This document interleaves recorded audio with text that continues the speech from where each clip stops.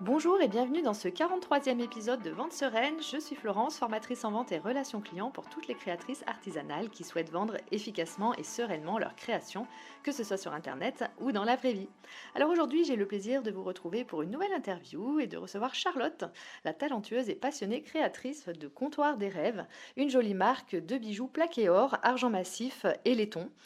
Charlotte est une artiste dans l'âme depuis son enfance et elle a su allier son parcours d'art thérapeute et son amour pour l'ornement de soie en créant des pièces uniques qui racontent sa vision du monde. Elle va nous raconter tout ça. Et j'ai eu la chance de la rencontrer sur un marché alors que l'on se suivait jusque-là mutuellement sur Instagram, et bien voilà, de manière virtuelle. Et elle m'a fait découvrir son joli travail que je vous propose de découvrir également. Bonjour Charlotte, comment vas-tu? Bonjour, ça va super bien. Bah écoute, eh bien, moi je suis super ravie de t'avoir au micro ici et je te remercie d'avoir accepté de faire cet épisode avec moi. Je suis ravie, puis je sais que tu as pas mal de choses à faire entre-temps, donc merci beaucoup. C'est avec grand plaisir. Donc, eh bien, peux-tu te présenter? Qui es-tu? Que fais-tu actuellement? Alors, qui je suis? Donc Charlotte. Que je fais de la bijouterie, entre autres choses. Je suis un peu une touche à tout. Voilà, je me partage entre la bijouterie et le soin.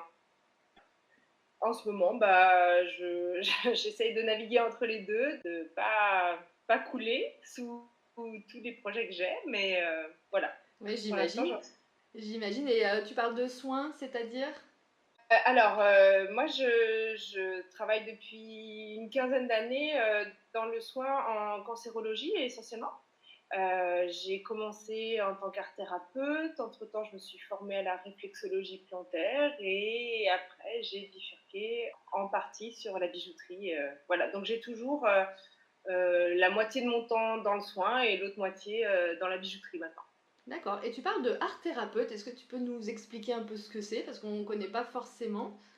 Ouais, l'art thérapie, en fait, c'est une médiation, c'est une thérapie à médiation artistique. Donc, on va utiliser les arts d'une manière large, hein. On peut être art thérapeute, médiation plutôt art plastique, d'autres autour de la danse, d'autres autour de la musique. Moi, c'était vraiment plus les arts plastiques. Voilà, l'idée, c'est de proposer aux patients toutes ces techniques artistiques pour s'exprimer, parler d'eux, communiquer, travailler sur des problèmes spécifiques, que ce soit au niveau de la mémoire, au niveau de la motricité fine, au niveau de l'image de soi, au niveau de voilà, tout ça. Donc moi, voilà, mes études, j'ai commencé plutôt dans les écoles d'art et après, je me suis formée à l'art-thérapie parce que je trouvais ça vraiment intéressant. Moi-même, j'utilisais vraiment l'art comme quelque chose, un catalyseur en fait, vraiment pour s'exprimer, pour faire sortir des choses de moi. Et du coup, ça m'a semblé assez normal d'en faire mon métier.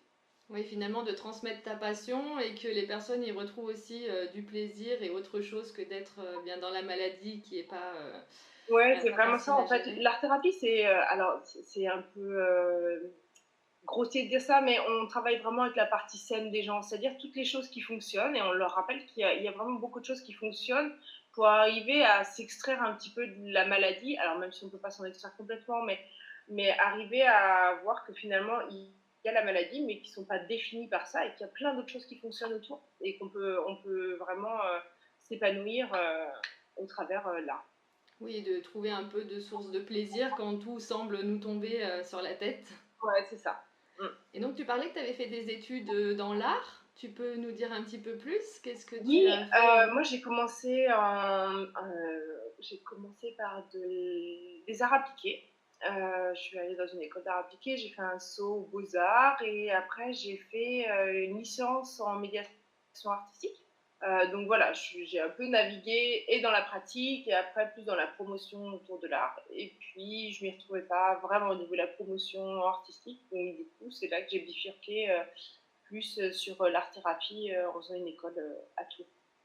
Qu'est-ce qui t'a amené du coup à la création artisanale maintenant puisque tu fais des bijoux? Alors ça, j'ai encore pas vraiment la réponse. À chaque fois, j'arrive pas trop à retracer le pourquoi le bijou.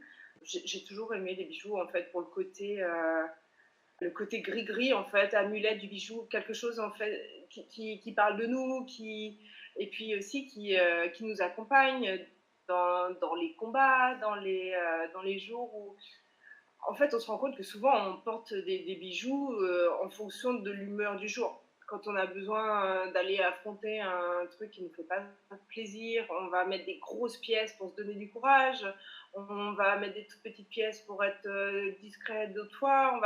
Et j'aimais vraiment cette idée de l'objet qui nous accompagne au quotidien, qui parle de nous et qui nous accompagne ouais, au quotidien. Ah mais tu as tout à fait raison. D'ailleurs, aujourd'hui, j'ai mis des petites boucles d'oreilles fleurs. Il fait beau. L'humeur est au beau fixe aujourd'hui chez Florence. Donc voilà, ouais, le bijou, c'est vraiment quelque chose qui m'a toujours fascinée. Et surtout en histoire de l'art, enfin, le bijou, on le voit partout, dans les tableaux, dans l'art égyptien. Hein, c'est sensationnel les choses qui ont été faites.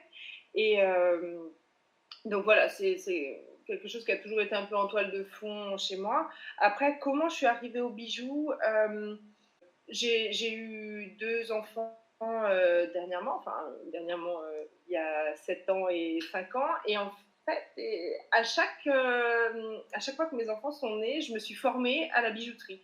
Voilà, c'était à chaque naissance, j'ai refait une formation et du coup, c'est parti de là.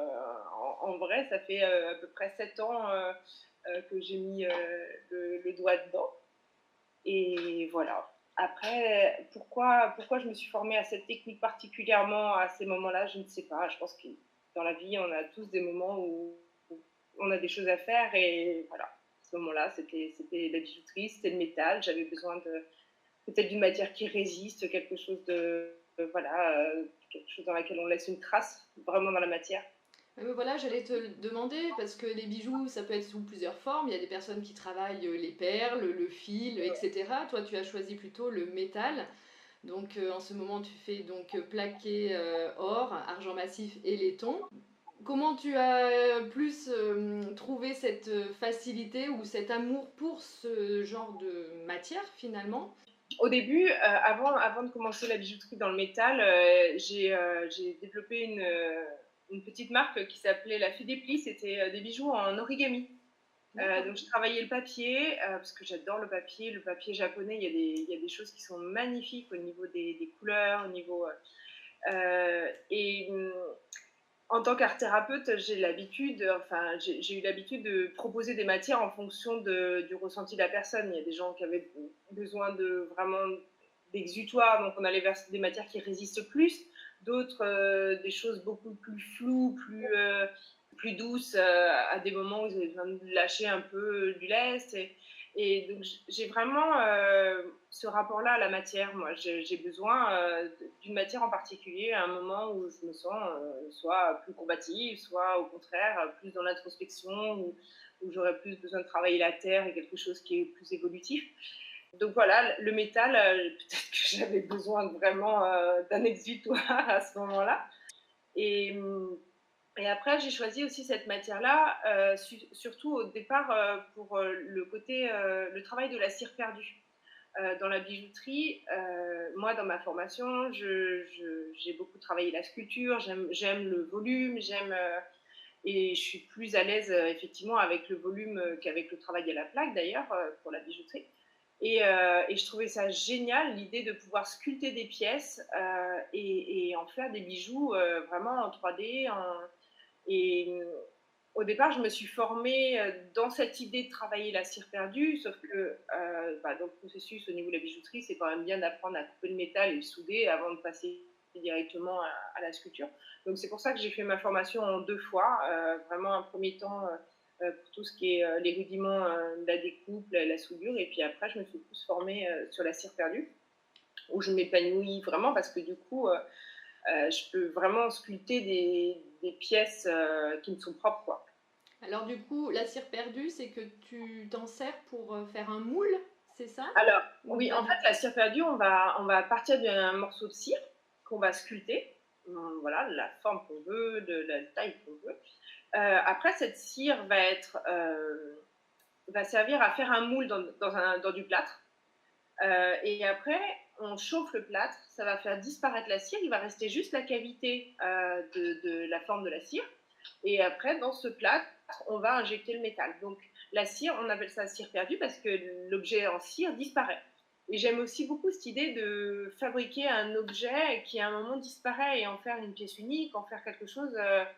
Voilà. Sur les marchés, souvent, je fais des bagues avec une seule taille.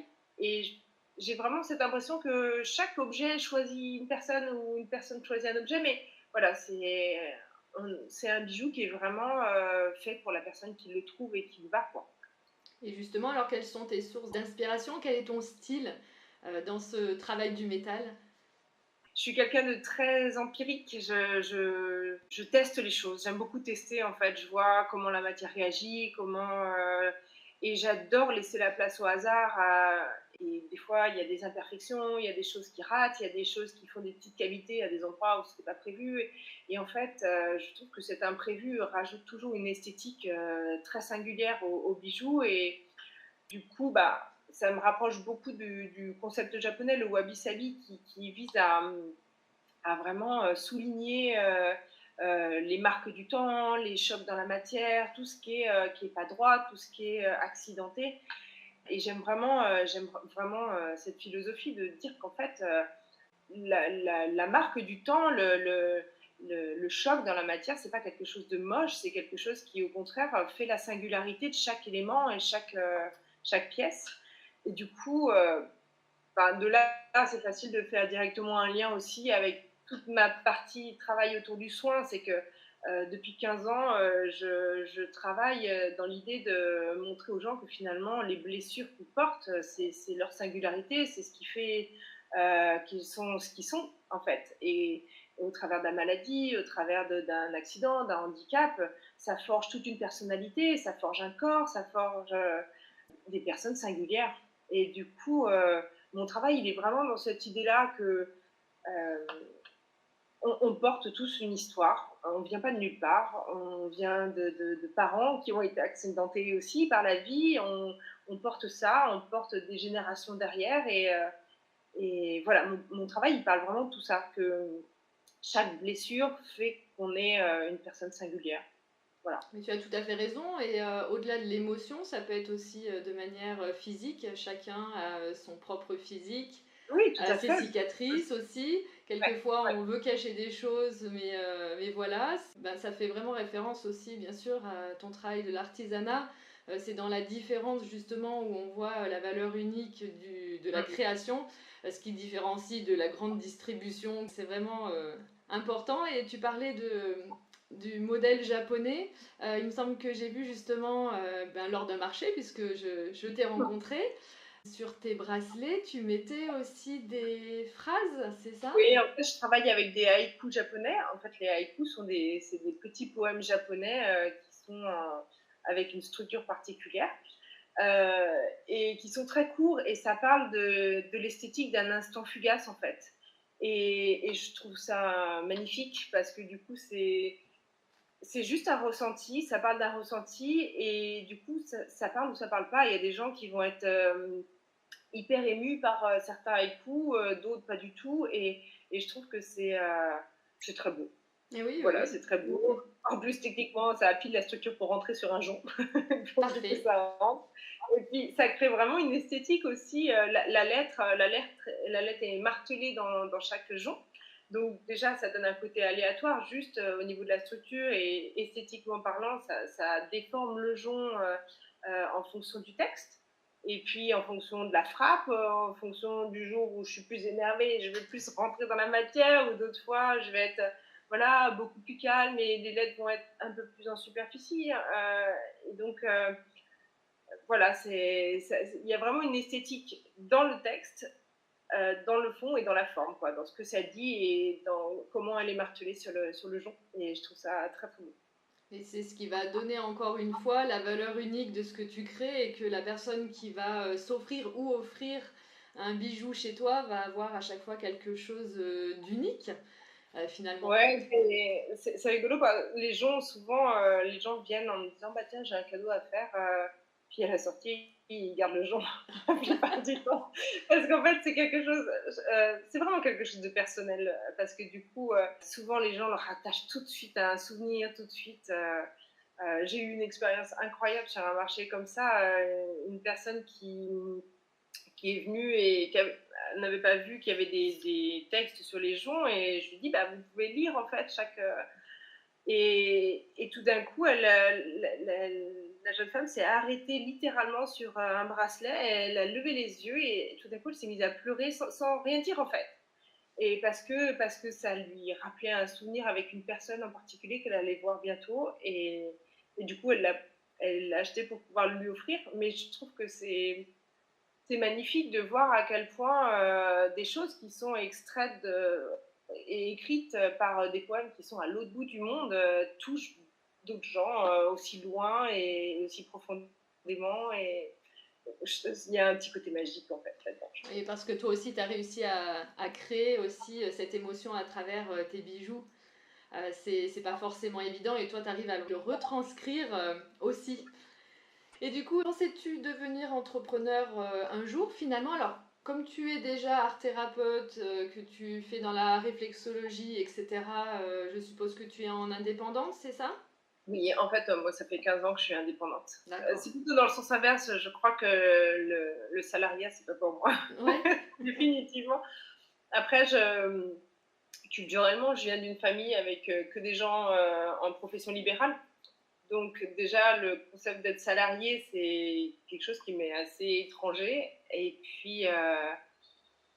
j'aime cette pseudo-liberté. Bon, c'est une pseudo-liberté, hein, parce que soyons clairs, quand on est indépendant, en fait, c'est un peu une cage dorée. Hein. C'est pas facile, faut tout savoir faire, faut tout savoir faire. Faut essayer de tout faire, en fait, la compta, la créa, la pub, la com, enfin, faut un peu toucher à tout. Et c'est compliqué, mais voilà, on a cette liberté de se dire, bah, du jour au lendemain, on peut arrêter, et puis revenir. Donc oui, non, j'ai toujours été entrepreneur et même si aujourd'hui, je commence à me confronter au fait qu'il va falloir, surtout pour la bijouterie, que je me pose pour réfléchir en fait l'entrepreneuriat différemment. C'est très différent du soin, donc là, j'arrive à ce moment-là où il va falloir que je réfléchisse un peu tout ça, que je conceptualise un petit peu plus la question de l'entreprise en fait. Et tu veux prendre le pas, enfin une activité prend le pas sur une autre, ou tu as un souhait de ça, ou pas forcément, ou tu veux essayer de faire un 50-50, enfin je sais pas d'ailleurs si tu es en Là, 50-50, mais oui, pour l'instant, je suis en 50-50. En fait, à chaque fois que je me dis je vais arrêter une activité parce que je suis fatiguée, j'en ai marre et je vais me consacrer plutôt à l'autre, bah, en fait, à chaque fois, il y a des parties qui me retiennent. Donc, finalement, je crois que j'arrive pas à choisir en fait. Et je crois surtout que les deux me nourrissent tellement que c'est compliqué pour moi de faire un choix. Donc pour l'instant, je fais un non-choix, on va dire. Je vais rester, voilà, pour l'instant, je suis à 50-50 et on verra pour la suite. et finalement enfin, as-tu rêvé de créer une marque et as-tu d'ailleurs déposé ta marque pour Alors, l'instant? elle n'est pas déposée. J'ai jamais réfléchi les choses dans ce sens-là, justement. C'est pour ça que je disais que là, il va falloir que je prenne le temps d'y réfléchir. C'est que euh, au début, moi, j'ai fait de la bijouterie parce que j'avais besoin de faire de la bijouterie, j'aimais ça, et il s'est trouvé qu'à un moment, j'ai fait en sorte de pouvoir rentabiliser en fait le plaisir que j'avais à faire ça, en faisant des marchés, en me confrontant aussi au regard des autres, voilà. Mais j'ai jamais réfléchi à créer une marque pour l'entreprise. Après, là, on va dire, dans le processus, je pense que il serait peut-être plus temps que j'assume de porter mon nom, en fait, que mon nom ou que ma marque porte mon nom ou mon nom porte ma marque, je ne sais pas dans quel sens, mais donc c'est pour ça que petit à petit, là, je parle plus de mon nom, voilà, Charlotte, pour le comptoir des rêves. Mais voilà, pour l'instant, c'est encore pas, il n'y a rien qui est acté pour ça. Voilà, tu te donnes le temps de réfléchir. Et Ouais, alors, c'est est-ce ça. que tu vends sur plusieurs canaux de vente? Parce que bien, moi, je t'ai connu sur les marchés. Tu vends à plusieurs endroits. Comment commercialises-tu tes créations? Alors, au départ, j'ai commencé sur les marchés, maintenant plus spécifiquement les salons de créateurs. Et puis, fin d'année dernière, j'ai eu la chance de pouvoir intégrer une boutique qui s'appelle Les Sacrées Pépites, qui était à l'époque une boutique éphémère. Et en fait, le projet a été tellement chouette et j'ai rencontré des personnes tellement chouettes que du coup, on a décidé de pérenniser la boutique. Donc voilà, pour l'instant, j'ai une boutique en ligne, les marchés et puis la boutique physique des Sacrées Pépites. D'ailleurs, cette boutique Sacrée Pépite, pour ceux qui sont dans l'Isère, à tout prix y aller parce que déjà rien que la vitrine est magnifique. Moi, j'ai été soufflée de voir cette vitrine. Je crois qu'il y avait un architecte qui avait travaillé à l'époque dessus. Et pour la petite histoire, c'était une bijouterie historiquement. Donc voilà, c'est chouette. D'accord. Et donc, comment tu as développé tes ventes et ta marque et trouvé tes premiers clients vraiment? C'est vraiment en allant sur un premier marché? Est-ce que souvent c'est aussi nos proches? Ça Oui, dépend. en fait, pour commencer, on se fait la main sur nos proches, hein, clairement, pour tester, pour déjà prendre confiance en soi, pour voir si techniquement c'est quelque chose qui plaît. Et puis après, j'ai fait un marché, et puis deux. Et en fait, c'est vraiment sur les marchés que j'ai commencé à me faire connaître, dans un premier temps. D'accord. Et point de Voilà. vue, parce que c'est toujours le sujet un peu épineux, mais le sujet des prix, toi, tu as réussi à trouver un peu, à calculer, etc., comment tu vois, pour gagner quand même ta vie, puis tu travailles quand même du métal. Ouais. Voilà, c'est pas anodin. Tu as certainement aussi, c'est vrai que je t'ai pas demandé, mais si tu avais un atelier, il y a Alors, beaucoup de matériel à avoir, certainement aussi. mon atelier est chez moi.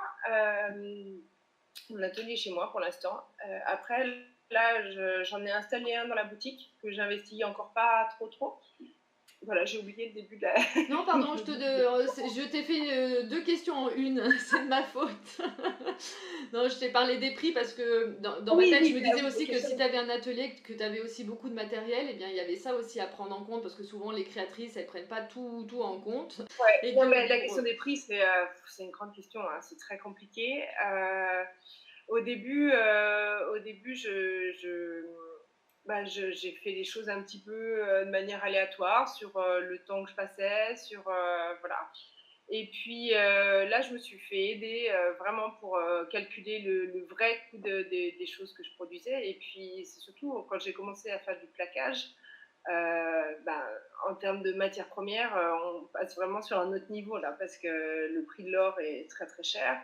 Donc, pour une pièce, ça passe du simple au double en fait, en termes de prix de fabrication. Et puis, et ensuite, je suis passée à l'argent massif. Et là, c'est pareil, il y a déjà la question de la législation. Donc déjà, le prix de la matière première est beaucoup plus important que le laiton, forcément. Est-ce que ça varie aussi comme l'or? Est-ce que tu es obligé de faire varier tes prix de temps en temps, je dirais, pour... Alors, l'argent varie un peu moins, je pense, que le cours de l'or. Après, moi, je fais pas varier le prix de mes bijoux en fonction du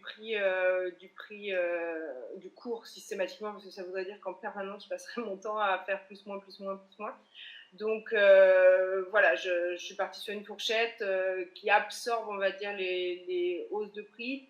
Après, quand la hausse de prix est trop importante, par exemple, là, ça fait 2 fois de suite que je prends 6% de plus pour le prix de l'or, par exemple, pour le plaquage. Donc là, dernièrement, j'ai dû augmenter un petit peu mes prix parce que ça devenait trop important en fait. Oui, tu es obligé de refaire quand même un point de temps en temps, je Ouais, dirais, voilà, pour pas que c'est tu ça. sois en dessous des Ouais, prix. ouais. Et donc, Mm. comment gères-tu justement la communication et la visibilité de ton activité? Parce que tu as un Instagram, un Facebook, mais au-delà de ça, est-ce que tu communiques? Est-ce que tu communiques régulièrement? Comment tu gères tout ça pour te faire connaître? Mal. c'est c'est laborieux en fait, c'est vraiment laborieux pour moi parce que je me rends compte que ça demande beaucoup d'organisation, chose que je ne suis pas du tout organisée. J'y travaille, hein. C'est vraiment difficile parce que euh, faire de la com en même temps que de la production, ça demande de filmer des choses et je me rends compte que c'est vraiment des temps, en fait, c'est des temps spécifiques. On ne peut pas travailler et en même temps filmer ce qu'on fait et en même temps. Donc, ouais, c'est un peu dans la douleur pour moi, on va dire. J'essaye de vraiment travailler ça, de me faire aider pour, ne serait-ce que pour faire du montage de films, pour montrer un peu comment je travaille.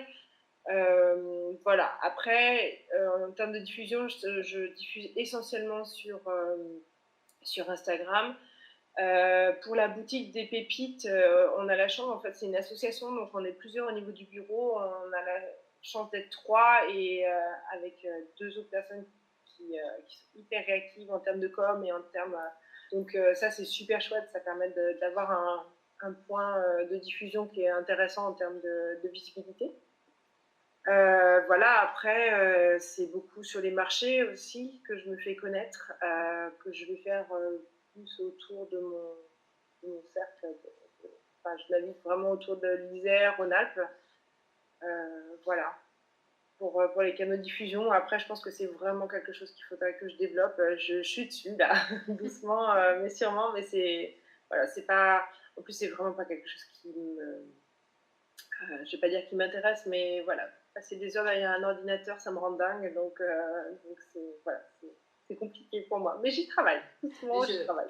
je comprends, mais justement, bah, tu viens de l'évoquer aussi. Je voulais te demander comment gères-tu ton temps parce que effectivement, il y a tellement de choses à faire quand on est créatrice, parce qu'on Ouais. se rajoute bien sûr bah, la création. Hein, quand on revend, on fait que de la revente de produits. Bon ben, c'est déjà bien assez. On a beaucoup de choses à faire, mais là en plus il y a le processus de création, d'autant plus que tu as aussi un autre métier à côté. Donc comment gères-tu ton temps, je dirais, entre la fabrication, la vente?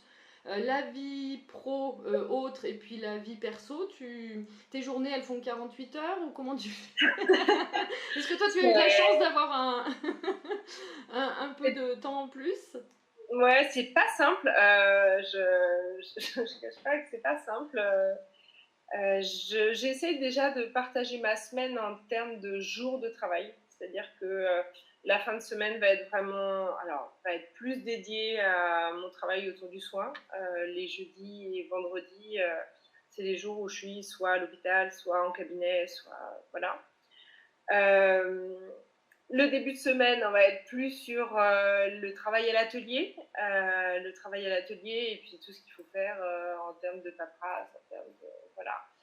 Le mercredi, malheureusement, c'est le jour des enfants. C'est-à-dire que c'est un jour, alors c'est chouette, hein, mais c'est un jour où on est 10 fois plus fatigué que tous les autres jours et qu'on ne peut pas travailler à la maison, on ne peut rien faire. Donc, bon, bah, ça, c'est un jour blanc, on va dire. Hein. Et puis le week-end, bah, ces derniers temps, j'ai aussi des marchés régulièrement. Donc, j'ai un peu du mal avec la structure de la semaine qui fait du lundi au dimanche. Pour moi, ça devient un peu flou parce que voilà, des fois j'ai des week-ends, d'autres fois j'en ai pas. Voilà, c'est un peu flou. Mais voilà, j'essaie de répartir en fonction déjà des jours où je travaille de différents endroits. Et là, maintenant, j'essaie de plus structurer mon travail en termes de comment je répartis le temps à l'atelier et le temps pour faire de la com, pour faire tout ce qui est démarchage, trouver des salons, trouver voilà, toutes ces questions-là, comment structurer mon entreprise, Donc ça va être plutôt en début de semaine, on va dire. Oui, mais ça veut dire que ton métier de soin, tu te dédies par exemple que jeudi, vendredi, mais est-ce que tu peux quelquefois te dire bah, je prends des rendez-vous les lundis, les mardis ou tu essayes de pas déroger si un petit peu Non, mais comme je disais, je suis pas très organisée, donc oui, en fait, je déroge tout le temps à ma règle. C'est pour ça que c'est compliqué. Donc des fois, il va y avoir des rendez-vous qui vont naviguer un peu le mercredi, un peu. Mais d'une manière générale, j'arrive quand même à structurer tout ce qui est autour de la créa et de la bijouterie en début de semaine et tout ce qui est autour du soin sur la fin de semaine, on va dire. Donc ça, j'arrive plus ou moins à faire ça régulièrement, on va dire. Et tu parlais des marchés le week-end, tu en fais beaucoup dans l'année? Alors, au printemps, là, j'en ai fait quand même pas mal. Pour le mois de juin, je crois que j'ai dû avoir un week-end à la maison ou deux. Ah oui, Sinon, j'ai fait un marché sur chaque dimanche. Et il m'en reste encore 3 là d'ici mi-juillet. Puis pour cet été, je vais me calmer un peu, je pense. ouais, un peu de repos aussi pour Ouais, voilà. revenir en forme. Mais les marchés, tu fais essentiellement des marchés spécifiques artisanat ou tu fais aussi les Ouais, marchés du dimanche dans une non, ville, etc. Non? non, Non, maintenant, je sélectionne que les marchés artisanaux parce que, en termes de pertinence, je pense, par rapport aux produits que je propose, c'est voilà, c'est vraiment des lieux spécifiques où les gens viennent pour voir de l'artisanat. Les marchés de week-end, les gens viennent pas pour ça, donc c'est pas intéressant ni pour moi ni pour eux. Alors, c'est toujours intéressant de rencontrer des gens, hein, c'est pas la question, mais ça demande énormément d'investissement en termes de temps et d'énergie pour finalement un retour qui n'est pas suffisamment intéressant. En fait. Tu as analysé finalement que ta clientèle cible était bien sur les marchés artisanaux et pas Ouais, forcément ouais. celui du dimanche matin. Non, pas du tout. Ouais. Et donc, quelle a été ta plus belle réussite depuis le lancement de ton activité ou un moment ou une création dont tu es particulièrement fière? Est-ce qu'il y a quelque chose que tu Alors, as vraiment aimé? j'ai pas une réussite particulière. C'est un peu ce que je disais tout à l'heure par rapport à cette cliente avec le jonc qu'elle a acheté.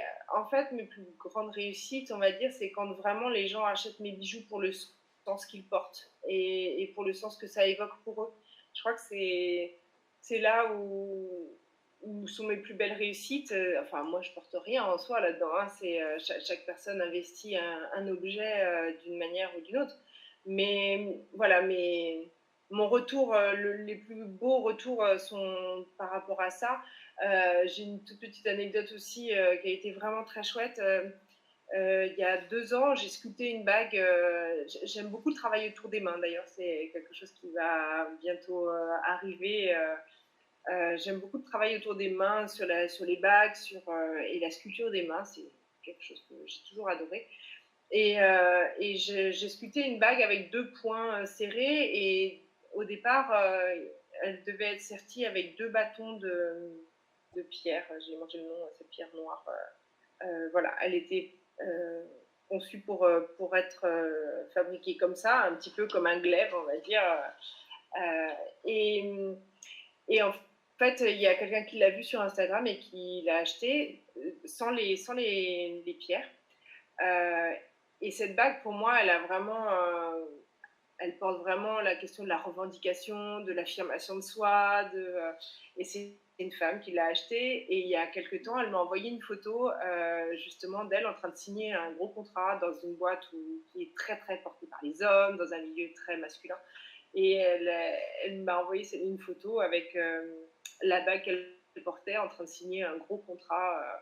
Et j'ai trouvé que c'était vraiment génial parce qu'elle prenait vraiment tout son sens en fait sur l'affirmation de la femme aussi, la place de la femme, les combats qu'elle a menés. Et je suis quelqu'un de profondément féministe et du coup j'ai trouvé que c'était vraiment chouette. Voilà, ouais, c'était très beau. Oui, le sens que les gens peuvent donner à leurs bijoux est fort, même pour ceux qui ont des tatouages aussi. Souvent, ça peut être le cas de donner comme ça un sens fort à quelque chose, ou comme un gris-gris. C'est Euh, exactement ça, et puis c'est vraiment ces moments-là qui nous permettent de continuer dans la question, enfin, j'allais dire dans la question de la bijouterie, mais je pense que c'est dans beaucoup d'artisanats comme ça. On a toujours cette question de savoir ce qu'on fait, est-ce qu'il faut qu'on suive une mode et qu'on rentre dans un moule pour que ce soit vendable et vendre un maximum de pièces, ou est-ce qu'on continue vraiment dans notre style, des choses qui nous animent, qui forcément ne vont pas plaire à tout le monde, vont plaire à une petite quantité de personnes. Moi, typiquement, mon travail, il est tellement tranché qu'en fait, soit on adore, soit on n'aime pas du tout. Et ça nous aide à nous accrocher à cette idée que, euh, oui, on n'est pas obligé de faire des pièces qui sont comme toutes celles qu'on va trouver dans le commerce, qui sont de l'achat-revente, des choses qui sont faites au laser, découpées en millions d'exemplaires. Et voilà, et montrer qu'il y a d'autres façons de faire et qui portent un autre sens que juste un petit bijou, somme toute très beau, hein, qu'on va acheter pour 10 balles dans un petit magasin. Voilà, c'est pas la même chose, mais du coup, ça permet de s'accrocher et de se dire, c'est pas grave, on touchera pas tout le monde, mais des personnes qu'on touchera, ça aura vraiment un sens et au moins, je travaille pour quelque chose. dans l'artisanat, c'est ce qu'on recherche, c'est la singularité, l'aspect unique. un peu original aussi, mais quelque chose du moins, même s'il n'est pas original, que l'on mette sa patte sur la création que l'on fait. C'est ce qui donne tout le charme et c'est ce qui donne aussi le petit coup de cœur au client quand il voit justement le travail. Et donc, quels ont été les principaux défis que tu as rencontrés, quelles sont les difficultés que tu rencontres encore dans ce monde de l'entrepreneuriat finalement ou de la création? Est-ce que tu as des difficultés? Alors, tu parlais un peu effectivement de la visibilité et de la communication qui est souvent le point noir parce qu'on n'a pas envie d'y passer trop de temps et pourtant c'est ce qui demande le plus de temps. Ça demande énormément de temps et puis ça demande aussi du savoir-faire, ça demande aussi de prendre le temps de se renseigner, de savoir comment fonctionnent les choses, comment voilà. Bon, après, ça, c'est vraiment que des questions techniques et des questions sur lesquelles il faudrait que je me penche. Bon, pour l'instant, ça ne m'intéresse pas, donc je ne le fais pas, mais il faudrait. Voilà, ça fait partie des il faudrait. Non, je pense que les principaux défis, souvent quand on est artisan, bah, c'est toutes nos propres pensées limitantes, en fait. Tous les freins qu'on se met, nos inquiétudes. Voilà, est-ce que ça va plaire? Est-ce qu'on va pas me jeter? Est-ce que c'est assez solide? Est-ce que ce que je fais techniquement est assez bien fait? C'est aussi la question de la technique. En plus, moi, je me suis formée à la bijouterie, mais il y a beaucoup de choses sur lesquelles je suis autodidacte. Ça, c'est encore plus compliqué parce qu'il faut vraiment... c'est un travail... Alors, j'aime pas l'idée de lutte contre soi-même, mais là, quand même un petit peu, c'est vraiment se battre avec toutes ces idées reçues et puis ouais, toutes nos angoisses, tout ce qui fait que bah, voilà, notre travail a un sens et une patte particulière, mais c'est aussi au détriment de plein de pensées limitantes. Je crois que ça, c'est mon plus gros défi, arriver à me dire que mon travail a une valeur et il est suffisamment bien fait, et suffisamment beau, et voilà. Et puis la question aussi, la question du fait de travailler deux métiers différents. Ça aussi, c'est compliqué. Surtout en France, je trouve qu'en France, on a quand même beaucoup tendance à mettre les gens dans des cases et partir du principe que si on a plusieurs métiers, on est mauvais dans tout, quoi. Et ça a été un de mes plus gros combats, je crois, d'arriver à assumer, même si je n'assume pas encore à 200% partout, mais assumer le fait de dire, bah oui, je travaille dans le soin et oui, je fais de l'artisanat et oui, je pense que techniquement, j'arrive à maîtriser mon sujet des deux côtés. Alors même si pour la bijouterie, je pense qu'il n'y a que le travail et des longues heures de travail qui pourront me donner une légitimité, voilà. Mais arriver à assumer le fait de faire deux métiers et de penser être bonne dans les deux métiers que je fais, quoi. Je crois que ça, c'est compliqué, mais je crois que c'est la problématique de beaucoup de monde, en fait. Oui, oui. Même si notre génération, hein, enfin, les générations qui arrivent sont de plus en plus polyvalentes, touchent de plus en plus à tout, et puis c'est le problème aussi des créatifs, c'est que quand on est créatif, moi j'adore la bijouterie, j'adore le métal, mais j'adore aussi la terre, j'adore aussi les émaux, j'ai envie d'essayer les mailles, j'ai envie d'essayer des millions de choses. Donc voilà, il faut arriver à déconstruire cette idée que si on n'est pas spécialisé dans une seule technique, ça ne veut pas dire qu'on est mauvais partout, quoi. Ça veut dire qu'on peut être un peu bon partout. Bien sûr, mais il y a ce problème-là, et je pense qu'il y a aussi le fait que beaucoup de personnes n'imaginent pas, enfin ne donnent pas le mot de métier au métier de créatrice. C'est-à-dire que peut-être que tu fais des soins, mais que tu as pour eux un loisir à côté ou une petite activité, et ce que j'aime à dire, enfin ce que j'aime, je n'aimerais pas le dire, mais souvent on dit que c'est un petit métier où je suis une petite créatrice, où j'ai ouvert ma petite entreprise, et ce mot petit, il est horrible. Ah, c'est vrai. Parce le terme que... de petite créatrice, mais qu'est-ce qu'on l'entend, mais c'est, oui, j'ai ouvert ma petite entreprise, et encore si on dit entreprise, parce que souvent la créatrice ne dit pas qu'elle ouvre une entreprise alors qu'elle est chef d'entreprise, hein, puisque du moment qu'on est déclaré, on est, on est entrepreneur. Et ce mot petit est terrible parce que je le dis souvent, mais quelqu'un qui me sort même d'une école, qui n'a pas encore exercé, qui fasse médecin, avocat, ingénieur, peu importe, personne ne dit je suis un petit ingénieur, je suis un petit médecin. On n'entend pas ça, mais la petite créatrice, elle est... Mais parce C'est que je pense terrible. que dans le mot artisanat, en fait, il se découpe. Hein. Il y a art, voilà, il y a le mot art. Et en fait, dans l'inconscient collectif, déjà, l'artiste, c'est celui qui passe ses journées à déambuler et à se Oui, laisser aller à ses... il voilà, est en marge avec ses exactement. rêves et ses Ouais, folies. ouais. Et puis déjà, quand on dit, bah, moi, plus tard, je serai artiste, déjà, c'est pas sérieux, c'est pas rentable, en fait, comme métier, déjà, pour commencer. Et puis, les artisans bah, font aussi des métiers de plaisir. L'idée, au départ, quand on est artisan, c'est qu'on aime travailler la matière. Et là aussi, on se heurte aussi à cette culture judéo-chrétienne où, en fait, si on galère pas dans la vie, ça veut dire qu'on n'a pas mérité on n'a pas mérité notre paradis, quoi. Donc, si c'est pas dans la douleur, ça n'a pas de valeur.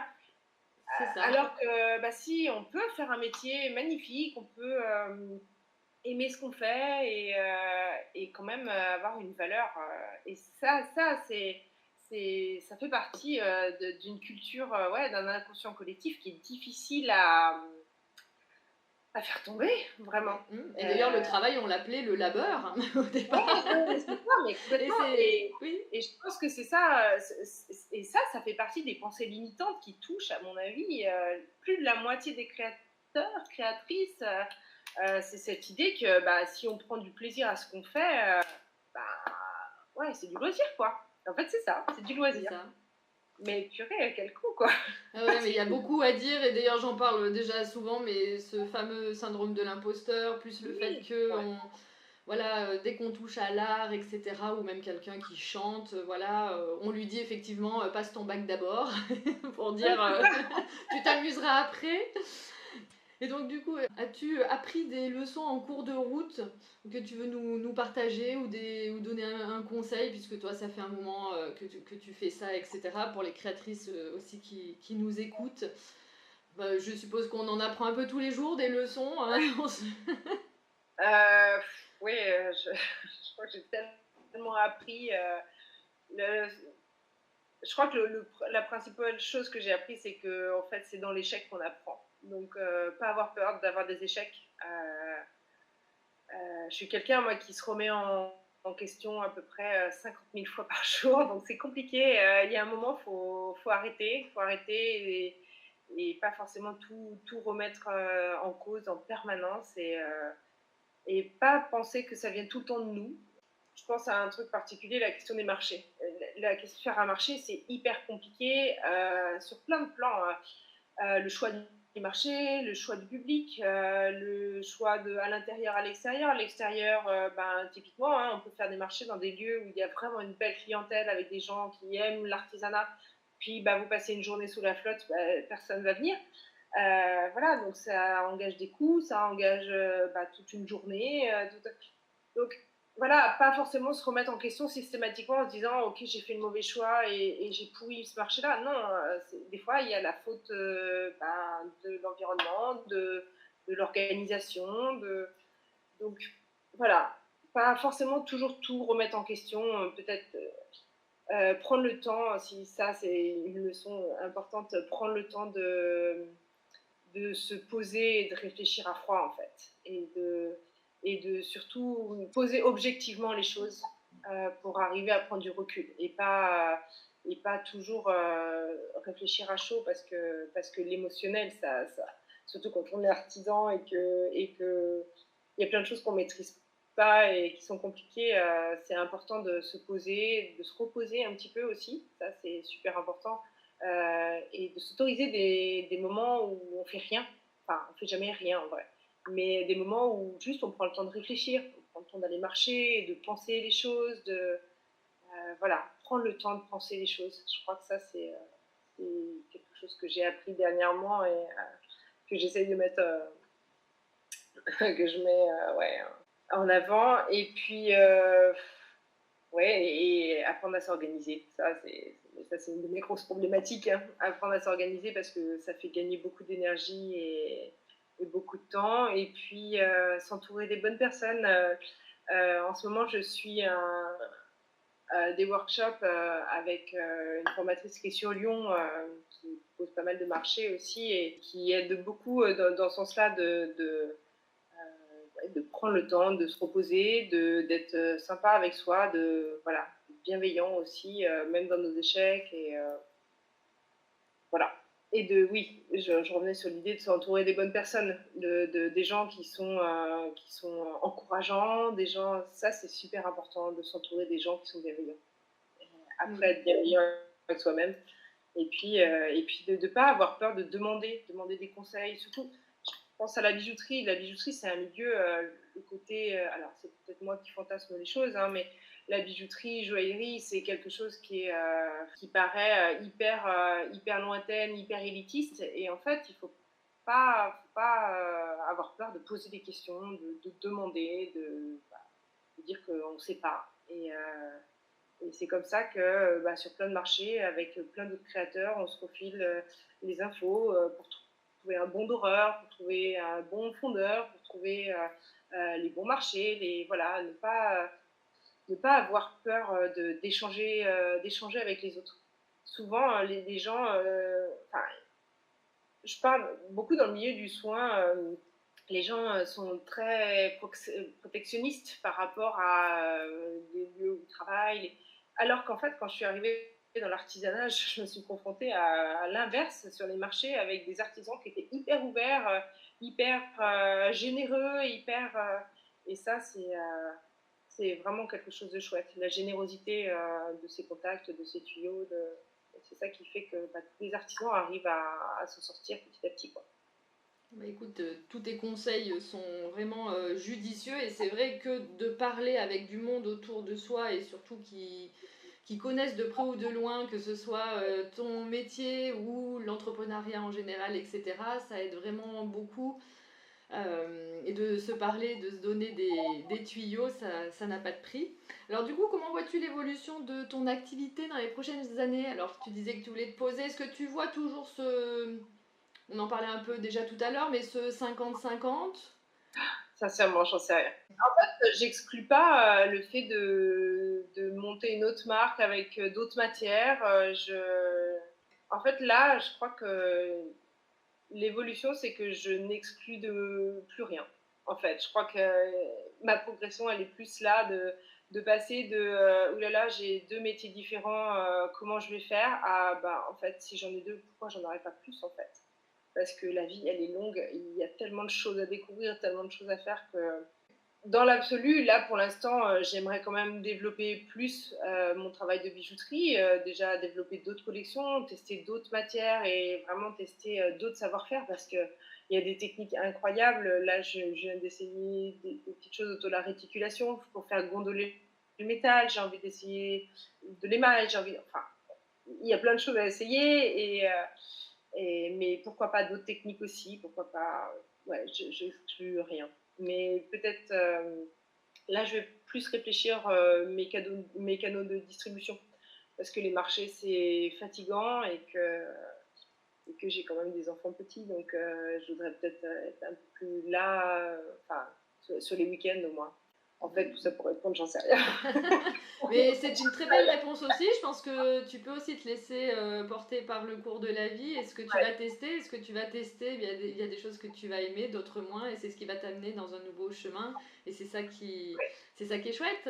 Oui, oui, ça, dernièrement, enfin, ces 2 dernières années, j'essaye d'être beaucoup plus ouverte et alerte par rapport aux choses qui s'alignent devant moi, en fait.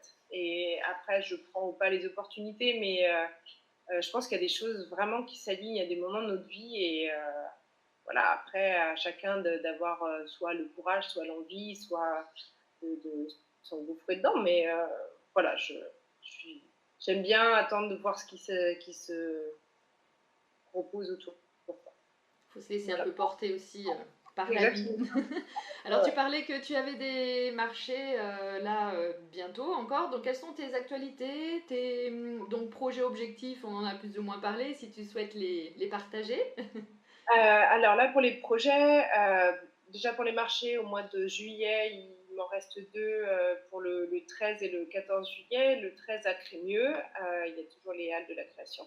Et puis le 14, il y a un magnifique marché qui s'appelle les Endimanchés à Saint-Pierre-en-Chartreuse. C'est au fin fond de la montagne, mais c'est tellement beau, le cadre est incroyable. Et puis c'est un festival d'art vivant sur tout un week-end, donc c'est très très chouette. Et puis après, dans les projets, au niveau de la boutique des Sacrées Pépites, j'ai comme projet de proposer des ateliers de bijouterie.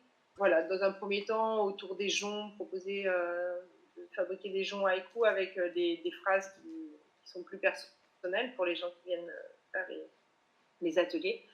Et puis après, peut-être plus, je sais pas, autour de la sculpture, je sais pas encore. J'ai vraiment envie de proposer des ateliers où les gens viennent faire des expériences, en fait, plus des expériences sensorielles. Et c'est une manière un peu de remettre le pied dans le côté art thérapeute, on va dire, en termes de fabrication, d'être vraiment dans le processus artistique et de voir ce qui se passe et à la sortie fabriquer un bijou. Mais voilà, j'ai envie de ça là pour l'instant. Bon, rien n'est encore fait ni organisé, mais on commence déjà par les ateliers autour des joncs à la boutique. Donc une envie de transmettre aussi. Ouais, ouais, ouais. J'aime bien l'idée de transmettre surtout l'expérience. Les gens font pas assez des expériences, des choses. Souvent, surtout en termes d'art, tout ce que j'entends en permanence, c'est ah mais non mais moi je sais pas dessiner, ah mais je sais pas faire peinture, ah mais je sais pas. Mais en fait, on s'en fout. En fait, l'art, en fait, c'est une expérience sensorielle à visée esthétique, mais l'expérience sensorielle, on peut la faire au travers de tout et n'importe quoi. Et après, on va vers quelque chose d'esthétique, mais j'aime bien cette idée de découvrir les choses, de revenir à cette naïveté des enfants qui découvrent tout ou n'importe quoi et qui se rendent compte qu'il y a des choses belles qui peuvent sortir de tout et n'importe quoi, en fait. Ok, bah écoute, je te remercie en tous les cas d'avoir accepté de parler de tout ça. On peut Bah, te merci à retrouver où toi. alors? Du coup, on te retrouve sur Instagram, on te retrouve dans Ouais, la boutique Sacrée Pépite, on te retrouve sur les marchés, exactement. dont le 13 juillet donc à Crémieux, les Halles de Crémieux, et le festival le 14 à Saint-Pierre en Chartreuse, c'est ça, les endimanchés. Et ta boutique, oui, internet, bien sûr, où on peut À la boutique, ouais. s'offrir tes magnifiques bijoux. Et Donc, eh puis on peut bien, me contacter aussi directement pour les gens qui veulent des pièces plus spécifiques. J'aime beaucoup aussi faire du sur-mesure parce que du coup d'accord. ça ouvre des champs des possibles et moi en termes de créativité, ça nourrit la créativité. C'est vraiment très chouette le fait de faire des pièces uniques. Ah oui, alors non, bah, Ouais, c'est à noter effectivement, le sur-mesure. Ouais, ouais, écoute, ouais, eh ouais. bien, je te remercie en tous les cas d'avoir accepté de parler de ton parcours, de ton métier par ici. C'est vraiment super intéressant et c'est super gentil d'avoir pris le temps puisque bah, je sais que tu ne t'ennuies pas apparemment, hein, C'est avec gentil tes à toi de me petits l'avoir métiers, n'est-ce pas? Donc je mets bien sûr en description de cet épisode les liens eh bien, de tes réseaux sociaux, ta boutique internet pour les personnes qui souhaiteraient découvrir et offrir et ou s'offrir donc des jolis bijoux chargés d'émotions, d'histoire et de sens. Et bien sûr, bien, je vous invite, vous qui nous écoutez, à liker, partager, noter cet épisode, bien sûr, s'il vous a plu, et pour donner surtout aussi votre soutien à l'une et à l'autre, hein, ce qui est toujours très précieux, comme on disait. Donc, je vous remercie également de votre écoute et je vous dis à bientôt pour un prochain épisode. Au revoir Charlotte, à bientôt. au revoir et vraiment merci beaucoup à toi. Merci à toi.